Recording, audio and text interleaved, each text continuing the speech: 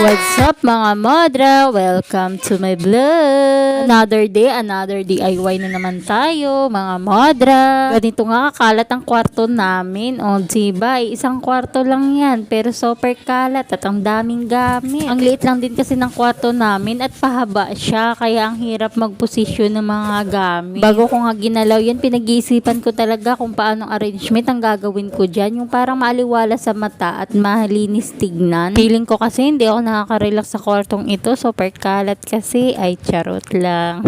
Paggising mo sa umaga, kalat na agad ang nakikita mo. Halos araw-araw nga ako naglilinis dito sa kwarto at nagbabawas na rin ako ng mga gamit. Ang dami ko na nga naitapon na mga hindi naman kailangan. Ang pinag-iipunan ko nga ngayon ay yung organizer para ma-organize yung mga gamit. Dahil wala pa nga tayong budget, kaya tiyaga-tiyaga muna tayo kung anong meron tayo. At dahil nga sinipag na naman ang modern nyo, ayan, mag-uusod na naman tayo at magbabago na naman tayo ng mga pwesto. Isang cabinet nga, tsaka yung mga Jora box, ililipat ko nga dito sa kabila at yung double deck, ililipat ko naman dun sa nilagyan ng mga Jora box. Parang ang sikip kasi ng pwesto ng double deck namin, kaya ililipat ko siya ng pwesto. Isa pa nga sa pinagpaplanuhan namin, yung frame ng bed namin kasi walang frame. At dahil wala pa nga kaming budget, kaya magtiyaga muna kami sa lapag. Yan na nga ang pwesto na ginawa ko. O diba, parang ang luwag niyang tingnan. Maluwag lang tingnan pero masikip pa din. Ang dami naman kasi ng gamit. Pero parang mas okay talaga yung pwesto na ginawa ko ngayon kaysa nung dati na sa gitna yung double deck. At kinabukasan nga, dahil may tira pa nga akong wallpaper, ilalagay ko naman dyan sa likod ng TV. Sayang naman kasi yung tirang wallpaper kung hindi ko naman gagamitin, makatambak lang. At habang ako ay busy sa pagdidikit, abangan naman si Alexia. Busy din siya sa mga unan at gustong pumatong din. Yung si Alexia talaga super likot. Mas malikot pa sa kuya niya. Akala mo siya ang lalaki. Umabot na nga ako dito sa kwarto sa paglalagay ng wallpaper na yan. Sabi nga sa akin ni Papa Al kung ano-ano na nga daw ang ginagawa ko pag ako'y naiinip. Pero wag ka, maganda naman kinalalabasan at gumaganda naman ang bahay. At nagugustuhan din naman ni Papa Al ang ginagawa ko dito sa bahay. After ko nga maglagay ng wallpaper dun sa likod ng TV, abay itong pinto naman, hindi na nakaligtas sa akin. Dahil yung kabila nga niyan, nilagyan ko na ng wallpaper. Kaya sabi ko, dito naman sa loob, lalagyan ko para gumanda din naman. May mga sabitan nga yan, yung likod ng pintuan. Tinanggal ko lang at lalagyan ko nga ng wallpaper. Kung ano-ano na nga kasing abubot ang nakasabit dyan, kaya tinanggal ko na. Ang sakit na kasi sa mata. Kaya pagkatapos kong lagyan ng wallpaper, abay hindi ko na binalik yung sabitan. At sayang, masisira ang ganda ng pinto. Akala ko nga, mabilis ko na lang malalagay yung wallpaper kasi sa dami ba naman nalagyan ko ng wallpaper dito sa loob ng bahay. Sanay na ako. Abay paglagay ko, tanggal dito, tanggal doon, dikit dito, dikit doon. Madali lang talaga tingnan sa video, pero pag kayo na ang gumawa, ang hirap pala. Sakit din sa likod. At dahil ginusto nga natin, abay itutuloy natin. Hindi naman pwedeng inumpisahan natin tas hindi natin tatapusin. At yung tirang wallpaper ganyan, buti na lang at saktong-sakto dyan sa dalawang pinto. Sabi ko nga, tama na ang pag-wallpaper ko. At napaganda ko na rin naman ang gusto kong pagandahin. Pero pag wala talaga akong nagagawa, abay umiikot ang mata ko dito sa loob ng bahay. Tinitignan ko kung ano pang pwede kong gawin. At ito na nga ang resulta mga modra. O diba, ang ganda na niya. Nakaka-relax na sa mata. Hindi mo nga akalain na wallpaper lang yan. At nilipat ko na nga din yung sabitan ng mga bag sa kabilang side para hindi na ilagay sa likod ng pinto.